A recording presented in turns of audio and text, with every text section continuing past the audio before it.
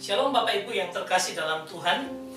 Saya ingin mengajak kita untuk merenungkan juga bagian firman Tuhan ketika saya membawakannya di ibadah hari Minggu GKRI Gereja Kristen Rahmani Indonesia Kalvari Surabaya. Dan saya memberikan judulnya adalah kasih yang mengarah kepada hidup Zoe, ya, di mana itu menjadi pedoman utama hidup kita di akhir zaman ini. Kita akan melihatnya secara bersama-sama.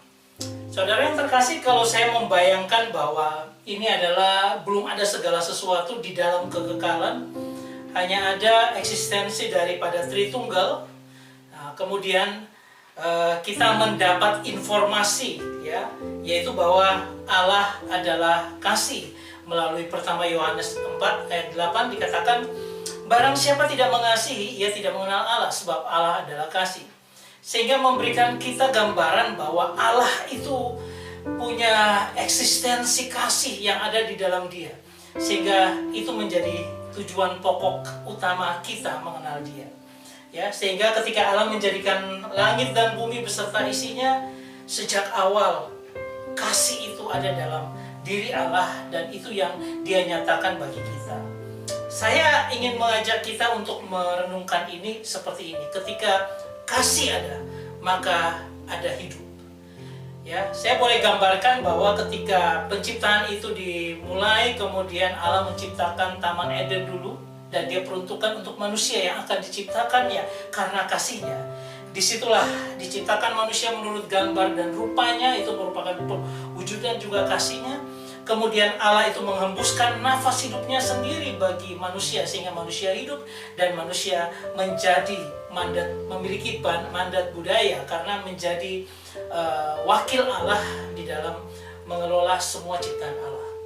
Nah, kemudian manusia jatuh dalam dosa. Dan ketika manusia jatuh dalam dosa, maka ada kasih yang membuat Allah merencanakan untuk mengembalikan manusia itu pada hakikatnya sebagai gambar dan rupa Allah. Kemudian di situ dinyatakan Allah mencari manusia yang berdosa karena kasihnya. Kemudian Allah membuat pakaian dari kulit binatang untuk manusia itu dan melayakkannya Dia sebagai gambaran tipologi daripada apa yang Allah kerjakan di masa depan. Kemudian Allah mengadakan perjanjian, ya, untuk kembali menumbuhkan kasihnya melalui apa? Keturunan daripada perempuan ini akan menghancurkan si jahat. Nah, dari situ juga kita bisa melihat bagaimana Allah mengusir manusia dari Taman Eden, yang merupakan penyataan kasihnya. Kalau Dia tidak usir dan manusia itu makan pohon kehidupan, dia menjadi kekal dalam keberdosaannya, maka tidak ada lagi korban penebusan apapun. Sehingga Allah merencanakan harus manusia diusir dari Taman Eden supaya dia tidak makan dari pohon kehidupan. Sehingga ada proses yang selanjutnya kita ketahui bagaimana Allah menebus manusia melalui anaknya yang Dia berikan bagi kita. Disitulah kita bicara Yohanes 3 ayat 16. Karena begitu besar kasih Allah akan dunia ini sehingga Ia memberikan anaknya yang tunggal, Tuhan kita, ya, yang kemudian oleh karena siapa yang percaya kepadanya akan beroleh hidup yang kekal. Makanya hidup kekal itu diberikan. Dan ketika proses itu sudah terjadi, tinggal 3 hal dalam pertama Korintus 13 ayat 13. Iman, pengharapan, dan kasih. Yang terbesar kasih. Jadi seluruh kisah daripada apa yang kita bicarakan ini bicara tentang kasih Allah yang nyata dalam hidup yang Dia berikan kepada kita. Sehingga saya boleh katakan bahwa yang utama sebenarnya kasih Allah itu yang menggerakkan segala sesuatu. Bahkan Allah mau memberikan anaknya karena kasihnya kepada kita. Saudara yang terkasih, saya mengajak kita untuk merenungkan ini yang terjadi pada kondisi kita pada saat ini. Di dalam Matius pasal 24 ayat 12. Ini adalah kisah bagaimana pasal-pasal tentang kedatangan Tuhan kedua kali. Ya, dan karena makin bertambahnya kedurhakaan, maka kasih kebanyakan orang akan menjadi dingin. Ya, ini mau dikatakan seperti yang kalau kita bisa baca seperti ini, ya. Jadi kai dia to pletintenai ten anomian psige setai he agape ton polon. Artinya apa? Nah, kalau kita melihat, ya, dikatakan pletin tenai artinya multiply, bertambah besar. Apa yang bertambah? Ya, jadi seperti bertambah bukan karena tambah, tetapi karena dikalikan, ya begitu luar biasa. Nah, pada akhir zaman akan bertambah apa? Jahat, yang jahat, atau ton anomian, di mana anomia itu adalah pelanggaran hukum yang berpengaruh negatif pada jiwa seorang di hadapan Tuhan. Jadi makin hari orang makin tergerus menjadi jahat di hadapan Tuhan. Nah, apa yang sehingga mengakibatkan apa? Menjadi dingin. Kata menjadi dingin atau psige, sitai, artinya orang itu dihembuskan dengan nafas yang pelan-pelan dengan tiupan, akhirnya yang harusnya panas dia menjadi dingin. Nah, ini adalah energi rohani yang dirusak atau didinginkan oleh angin jahat yang menjadi racun, yang meracuni manusia, sehingga kasihnya akan semakin menjadi dingin. Itu akan kasih Allah itu yang nyata dalam kehidupan kita menjadi dingin. Kasih kebanyakan orang, artinya ton polon. Dari sini kita dapat gambaran yang harus kita sangat berhati-hati di akhir zaman ini. Dan coba kita lihat aja, begitu banyak fakta kondisi dunia saat ini. Ada perceraian, perselingkuhan, pembunuhan, bandar narkoba makin gencar, kemudian kasus hoax, ya banyak sekali kita dengar. Ada egoisme, budaya pamer, flexing culture, ya. Kemudian ada TikTok moralism, artinya apa? Orang lari ke TikTok semua belajar tentang moral, padahal mereka melupakan moral yang benar atau kebenaran itu ada dalam firman Tuhan. Kita bicara makin egoisme dunia ini dan terjadi persekusi di mana-mana. Kalau kita bisa lihat gambarannya seperti ini, ya, terjadi berita-berita hoax di YouTube itu tidak tahu mana yang benar beritanya, ya, semua pada sulit dipercaya. Dan persekusi tetap ada dalam dunia kita. Ketika beberapa waktu yang lalu kita lihat ada pertikaian antar etnis, di mana ada etnis Kristennya, kemudian ada etnis yang lain, dan akhirnya gereja dibakar dan sebagainya. Saudara, ini kondisi dunia, dan kita tadi baca makin hari kasih kebanyakan orang makin dingin. Nah, saya mau mengangkat kita untuk melihat bagaimana kasih itu harusnya kita lihat. Saudara, ini dikatakan oleh Tuhan. Kalau Tuhan katakan, aku datang karena kasih Allah yang begitu besar, dia katakan gini, pencuri datang hanya untuk mencuri dan membunuh dan membinasakan. Aku datang, ya, karena Yohanes 3:16 tadi, supaya mereka mempunyai hidup dan mempunyainya dalam segala kelimpahan. Dikatakan seperti ini, ego elton hina soen ekosin kai perison ekosin, ya. Kalau kita bicara tentang soe itu adalah hidup, ya hidup yang Tuhan berikan bagi kita, ya, kehidupan ilahi yang Dia masukkan kembali. Ketika gambar kita rusak, hidup kita hancur, ya, sudah total depravity, sudah total hancur dosa, menghancurkan semuanya. Tapi ketika kita percaya, Dia masukkan hidup soe itu dalam kehidupan kita, ya. Dan kita bilang, jika engkau ekosin, kau punya, ya, memiliki, dianugerahkan akan hidup soe itu luar biasa. Ada lagi satu, yaitu bahwa kita mempunyai hidup soe yang perison, artinya limpah. Perison, ekosin. Hidup itu kita bangun, hidup soe terus menerus sampai melimpah. Kalau kita hanya mempunyai, maka kita katakan bahwa saya mempunyai kehidupan baru, atau hidup ilahi yang masuk. Saya orang baru, saya manusia baru. Tapi kalau kita bicara tentang perison, to have abundantly, artinya melimpah di dalam kasih itu, maka apa yang terjadi? Kita bisa lihat ada satu proses yang terus berlangsung dalam kehidupan kita yang membuat kita semakin serupa dengan gambar Kristus. Kita bisa menjadi orang yang mendapatkan anugerah kemurahan Tuhan untuk hidup kekal, oke. Tetapi kita bisa memproses juga hidup kita semakin serupa dengan gambar Kristus. Terus menerus dilakukan bangun iman, bangun kasih dalam kehidupan kita. Sehingga apa? Kita menjadi serupa dengan Kristus. Saudara, saya mau memberikan kita contoh dari Lukas 10 ayat 25 sampai 37. Kita bisa melihat potret ini dan kita kenal ini kisah tentang orang Samaria yang baik hati. Satu waktu ketika Tuhan mereka bertanya kepada Tuhan, siapakah sesama? Lalu Tuhan kasih, kamu harus mengasihi sesamamu seperti ini. Imam ini dia datang dan melewati orang yang sedang dirampok atau yang sudah terluka. dia tidak peduli. Padahal dia dari bait suci yang ada di Yerusalem, di Gunung Sinai, kemudian dia turun, tetapi dia melewati aja. Kalau yang kedua adalah orang Lewi. Orang Lewi ini juga orang rohaniawan di bangsa Israel, tetapi dia tidak punya ketergerakan hati untuk menolong, dia lewatkan saja. Tetapi ketika ada seorang Samaria, dia tahu arti sesama manusia, dia menolong orang ini, dia bawa ke penginapan, dan akhirnya orang ini bisa disembuhkan dan sebagainya. Saudara, kasih yang mana? Kasih kepada sesama itu nyata dalam hal orang Samaria. Dia orang yang dibenci oleh orang Israel, tapi dia mau memberikan kasihnya kepada orang lain. Saudara yang terkasih, kita coba baca di dalam Lukas pasal 10 ayat 33. Dikatakan orang Samaria ini tergeraklah hatinya oleh belas kasihan. Nah, arti belas kasihan itu to move, sesuatu yang bergerak dari dalam, with compassion. Compassion itu itu secara bersama, passion itu hasrat.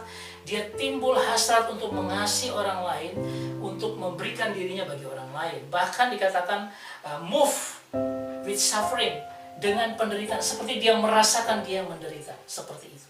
Itulah mengasihi sesama yang dimaksudkan Tuhan Yesus di dalam perumpamaan di Lukas 10 ini. Dan itu harusnya menjadi bagian dalam kehidupan kita. Ada sebuah pengalaman Paulus di Tesalonika, ketika Paulus berkata di dalam Tesalonika 3 ayat 12, dan kiranya Tuhan menjadikan kamu bertambah-tambah dan berkelimpahan dalam kasih seorang terhadap yang lain dan terhadap semua orang, sama seperti kami juga mengasihi kamu. Kondisinya adalah ketika Paulus melayani di Tesalonika, dia sudah mempertobatkan banyak orang, kemudian dia terpaksa keluar dari Tesalonika karena terjadi penganiayaan dan orang suruh dia keluar dulu dari Tesalonika. Kemudian dia melalui Timotius mengabarkan, mereka semakin kuat, semakin teguh dalam kasih Tuhan yang luar biasa. Lalu Paulus menulis surat, kiranya kamu bertambah-tambah. Ya, kata bertambah-tambah ini artinya more than enough. Saya tambahkan terus untuk lebih daripada cukup. Bukan hanya sekedar cukup, tetapi saya menambahkan itu untuk lebih dari cukup. Dikatakan dari Yunani pleonazo, increase, bertambah terus sampai lebih dari cukup, ya.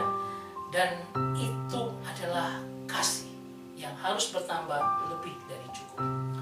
Kasih itu bertumbuh terus dalam kehidupan jemaat ini. Dan bukan hanya itu aja, Paulus katakan juga, dan berkelimpahan, to be over and above. Artinya apa? Kata Yunani periseo, artinya harus lebih, ya, dan di atas untuk semakin berlimpah. Kalau tadi hanya lebih dari cukup, ini di atas lebih daripada cukup lagi. Kasihmu melimpah untuk orang lain. Nah, di sini dikatakan untuk siapa? Dan dikatakan seorang kepada yang lain. Artinya apa? Di antara sesama saudara seiman harus punya kasih yang luar biasa untuk seorang terhadap yang lain.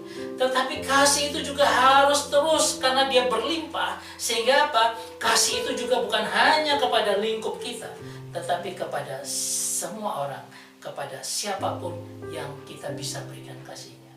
Bahkan bukan hanya itu, Paulus berkata, seperti kami, ya, mengasihi juga kamu.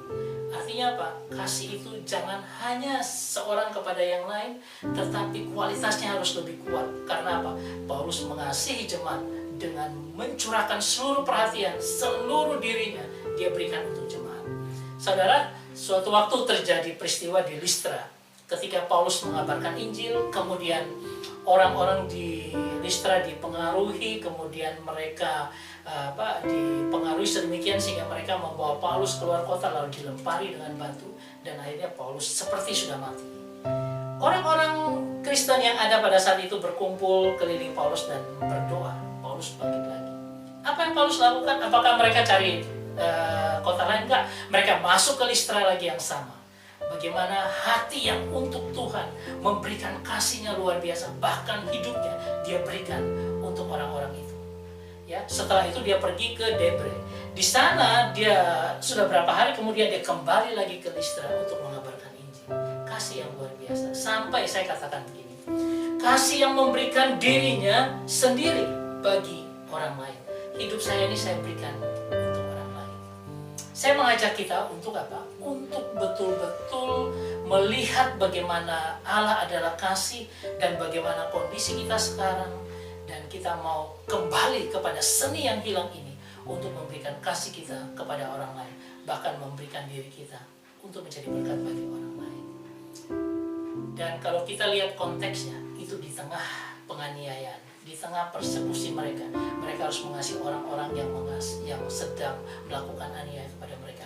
Itu yang contoh yang Tuhan berikan ketika Dia memberikan hidupnya bagi kita. Demikian juga kita harus memberikan kasih kita seperti itu, seperti Paulus memberikannya. Saudara yang terkasih, akhirnya dikatakan dalam pertama Korintus 13, demikian tinggal ketiga hal ini, yaitu iman, pengharapan, dan kasih. Dan yang paling besar diantaranya ialah kasih.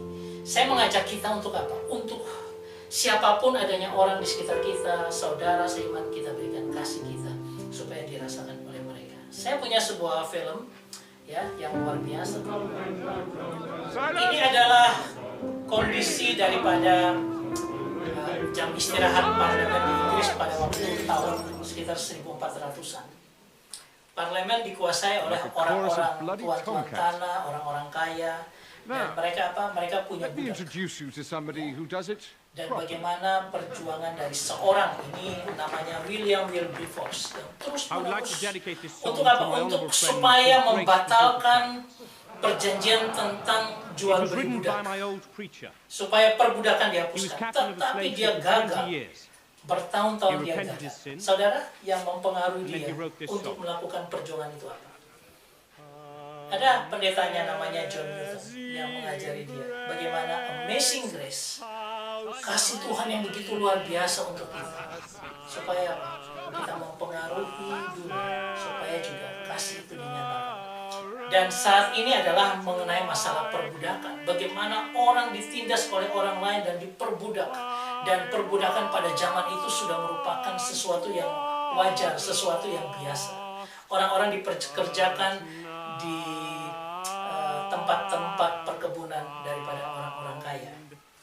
Nah, disinilah seorang William Wilberforce, seorang senator ya dari Inggris, dia berjuang untuk di Inggrisnya. Setelah menghadapi perlawanan bertahun-tahun dari pendukung perbudakan di parlemen Inggris Raya, akhirnya dengan resmi Inggris menyatakan pelarangan perbudakan di seluruh Inggris Raya. Yang artinya apa? Satu orang dengan kerja yang luar biasa dibantu teman-temannya, dan dia membuat perbudakan dihapuskan dari seluruh dunia. Men of violence. Rarely do they think of peaceful men. Ini dia William Contrast Wilberforce the yang reception berjuang they'll receive untuk hal when ini. they return home from their Sampai battle. pada akhirnya Napoleon will arrive in ketika pomp and in power. parlemen menentukan A man who's achieved the very penghapusan. summit of earthly ambition. And yet his dreams will be haunted by the oppressions of war.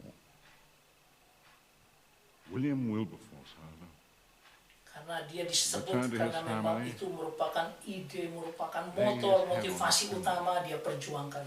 Ini adalah John And Newton. remember, Ya. the slave Satu orang bisa dipakai Tuhan untuk mengubah seluruh dunia. Luar biasa.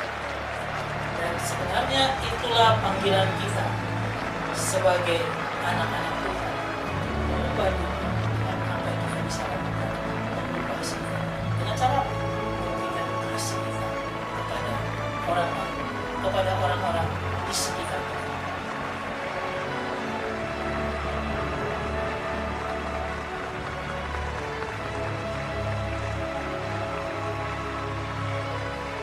Ini William Wilberforce. Dia mengingatkan kita untuk panggilan kita berbagi bagi sekitar kita, sekeliling kita, melihat orang-orang lain. Saudara yang terkasih, saya mengajak kita untuk merefleksikan diri kita. Sudahkah terbangun kasih dalam kehidupan kita sampai melimpah? Yang bisa kita berikan bagi keluarga, teman, sahabat, orang lain, siapapun orang di sekitar kita. Lakukan itu. Ini bukan sesuatu yang kita harus teriak-teriak, aku mengasihi ini ya, enggak. Tapi lakukan itu dengan hati yang kita bangun dulu di dalam. Baru itu keluar kepada orang lain sampai melimpah. Ya. Dan saya pertanyakan yang kedua lagi adalah, sudahkah kita menjadi berkat bagi orang lain atau orang asing di sekeliling kita? Ada orang yang butuh pertolongan, berikanlah dia pertolonganmu.